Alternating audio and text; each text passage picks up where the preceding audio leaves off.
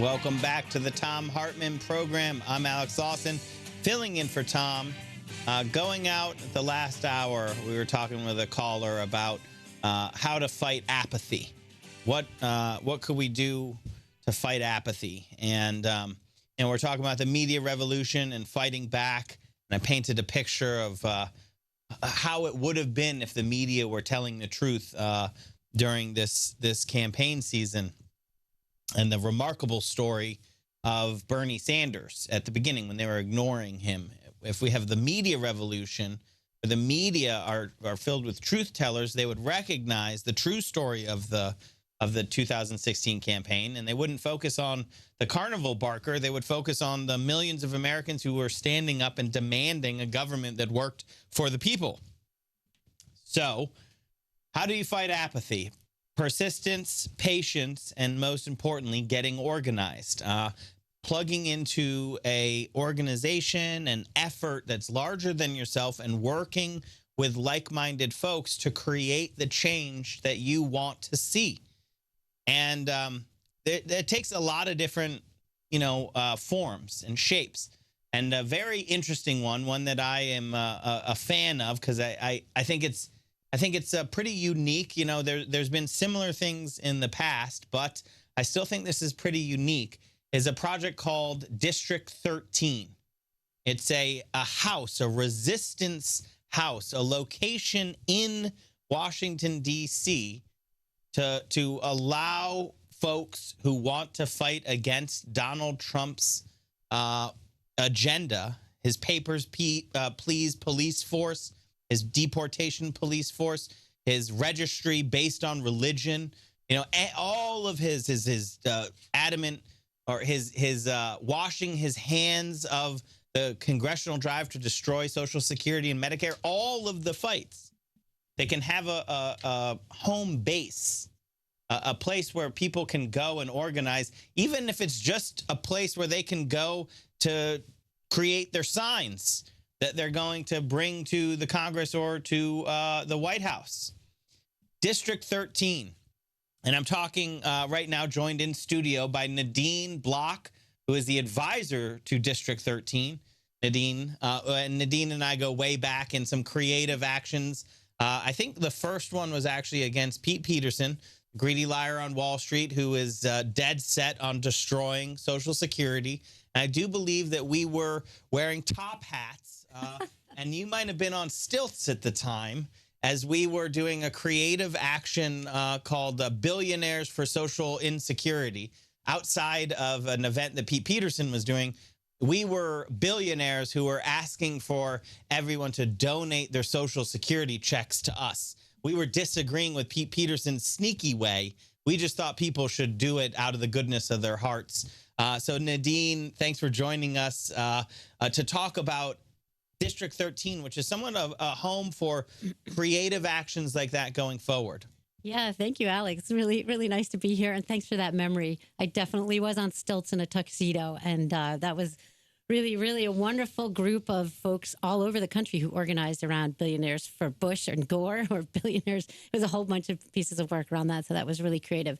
And yeah, we're talking about moving forward, right? Taking the understanding that resistance needs to be sustained, that it needs to be nonviolent, that it needs to be planned, and that we need to resource it to a place where we are actually doing that work. So here in Washington, D.C., we're talking about District 13, which will be a physical place where activists can come and both start and get support for campaigns that will take on a lot of the problems that we face, that we anticipate that we're going to face if Trump follows through on his promises. So where can people find more information about this? Right. So right away, there's a crowdfunding campaign going. You can go to district13house.org. So it's DISTRICT 13, the number, HOUSE, district13house.org. And that will give you some background about what we're planning. It will also give you information about how to donate and how to become part of this really great opportunity to support resistance and make it sustainable. So tell us a little bit about what you see it at. Like, I know already we've been fighting back. So Donald Trump, he campaigned on not cutting Social Security and Medicare, but he immediately washed his hands as Paul Ryan and Mitch McConnell said, it was literally the first thing they were going to do. Now, right out the gates, they're coming to destroy Medicare, and Donald Trump has been silent, which is no surprise. Right. But it has yet to be reported, right?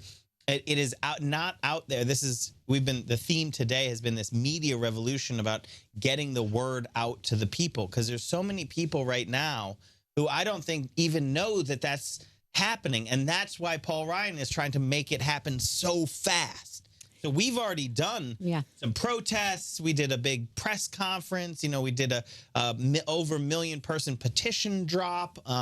This is to Social Security works. The only way we have ever won is by people power, right? The only way. But we fought off 6 fast track attempts to destroy Social Security under the Obama administration. And the only way we did that was real people raising their voices together. So to me, it's obvious, right, that the only power that is real comes from the people, and that organized people is real power.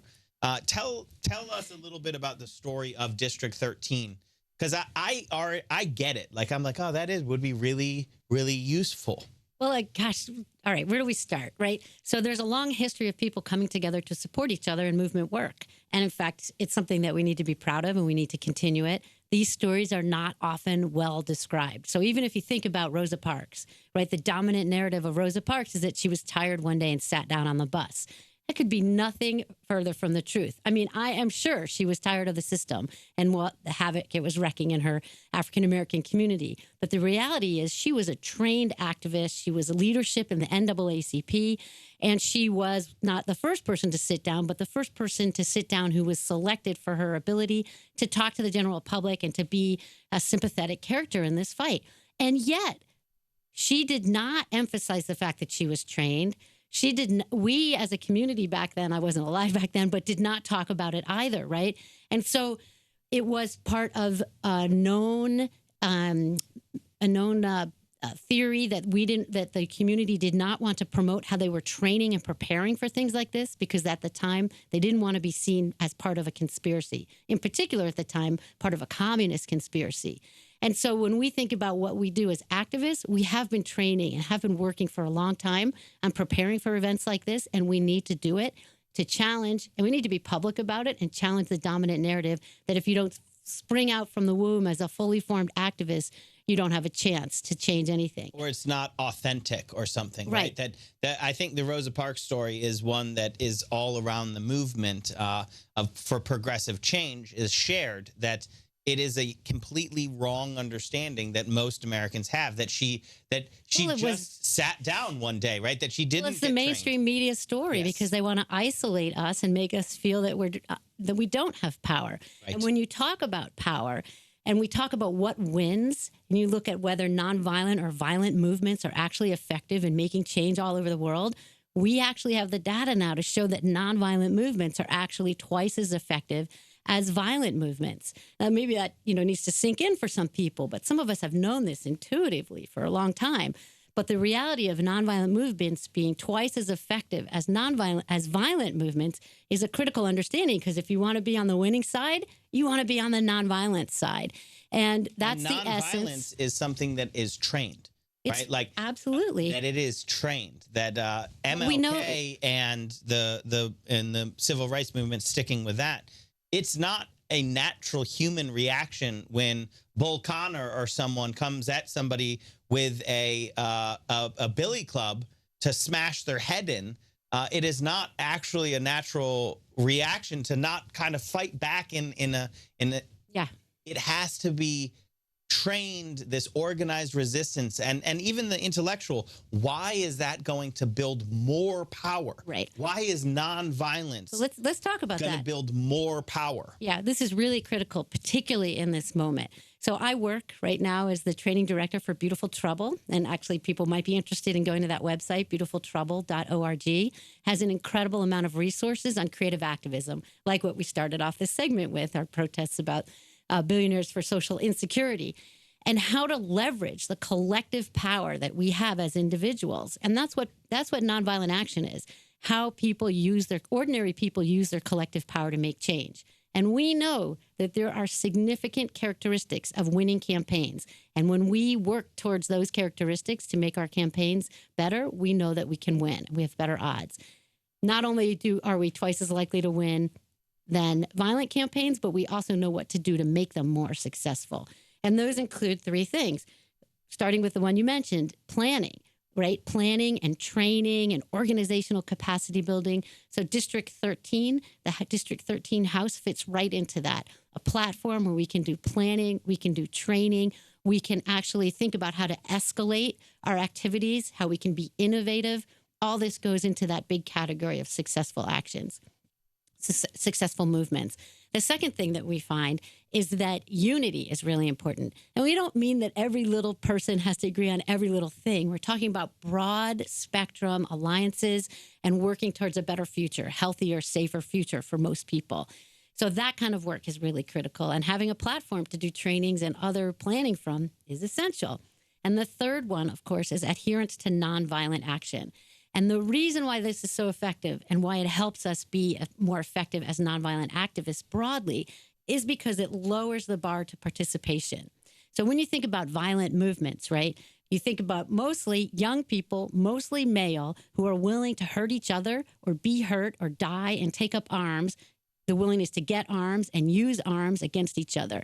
And that excludes a lot of people. And so when you get rid of that, when you rely instead on nonviolent actions, everything from boycotts to blockades to marches and rallies, the whole spectrum of protest, persuasion, non-cooperation, and intervention, and prefigurative work too, putting in place what we want to see happen, you open up the possibility that many, many more people can be involved.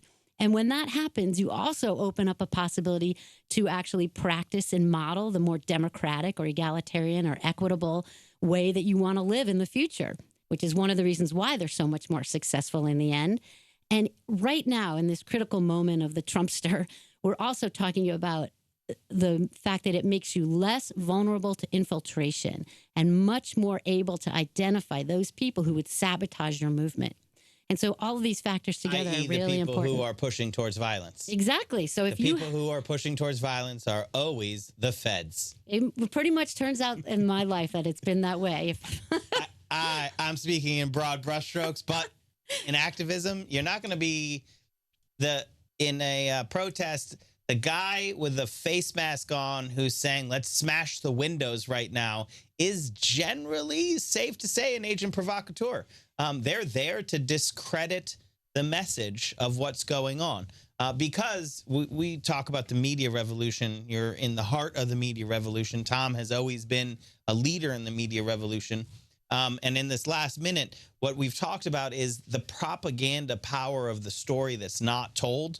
And a key one is, they want it, this is just what happens, and there's nothing we can do about it, right? And they remove the people's power and the people's agency to just do really easy things of when we stand together and demand change, and it happens. But if the story of millions of people marched nonviolently to demand X is just substituted with store windows were smashed by people today, right? That is why that stuff happens. And nonviolence allows us to keep the vision of what we're fighting for forefront. Well, and there's a lot of conversation to have about what nonviolence means to you or the group that you work with, and what your relationship is to property destruction, which sometimes is considered violent and sometimes not. But the essence of this is that we're going to go out to a break and come back, and we'll finish that thought. You're listening to the Thom Hartmann Program. I'm Alex Lawson. I'm speaking with Nadine Bloch from District 13. You can find out more at district13house.org. We will be right back after this break. Welcome back to the Thom Hartmann Program. I'm Alex Lawson, filling in for Thom. And joining us, still with us in studio, Nadine Bloch from district13house.org. Nadine, thanks for sticking with us. This is a real short segment, about 2 minutes, but I just want to give it to you to tell us about your vision for what we can accomplish with a movement house like this. Yeah, so the Movement House District 13 in Washington, D.C. at district13house.org should be in the great or will be in the great tradition of other movement houses that we've had in Washington and other places. It's being organized by Millennials for Revolution, by Imagine Better, by Organizing 2.0. Lots of mostly folks of color, young women in particular, part of the core of organizing. And we're really excited to raise money to make sure that this house is funded for at least an existence of a year on Capitol Hill as a base of operations for keeping tabs on and actually pushing back against the Trump agenda. So we really encourage people who are interested to go to our website, district13house.org, to contribute and stay on top of that message. And to also be part of the activist community that is actually taking action wherever you are, not just in Washington, D.C. And I do a lot of work with beautifultrouble.org, another resource for activists who are interested in the broad spectrum of creative strategic resistance. Nadine, thank you so much for all that you do. It's more important than ever in the age of Trump because they're going to get their power from momentum and fear. They're going to create a story that we have no power, so that we're groveling in front of them. And we need to resist by showing our strength, that all power resides in the people, and the role that you're playing in that is incredibly important. District13house.org. Thank you for joining us, Nadine. Thank you so much for having me. And we really need to think big in this moment so that the change can be transformative and not just hold the line. You heard it here on the Thom Hartmann Program.